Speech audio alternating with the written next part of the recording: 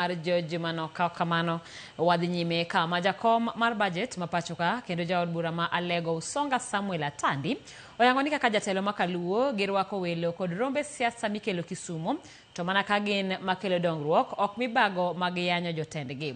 Kane otwa kod Ramogi TV magine owacho kinde mane obago romo kod jopiny ma Kisumu kawuono mar kawo pachgi ewi gigo magidwaro ni obi oket e budget. Bende otielo ni ODM ni kod ogai achiel ma en Oburu Oginga mopogore kod jotelo mamoko masani osieko lando ni gin e ogai maduond bura no.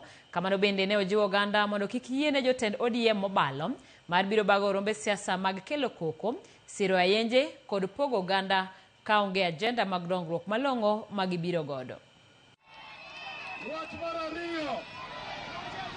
Gima kelo jomoko kae en mondo ginyis jopiny joluo be kara pod onge sirikal kara pod gigo sirikal. Mondo development projects mwasechano midwa kel kae mondo gigo kethre. Akwayo jodalawa mondo uyie mondo ubed kodwa e wachni mondo wabed gimoro achiel. Uyie kodwa koso uyie kodwa. Yadi ma wacho mondo wabed gimoro achiel wagar Kisumu. Mondo kata ka welo biro ok wanyal tamo welo biro Kisumu kata ok wanyal tamogi. Lakini jo welo mabiro ka nyaka ging'ito na agenda magin go maro en ang'o.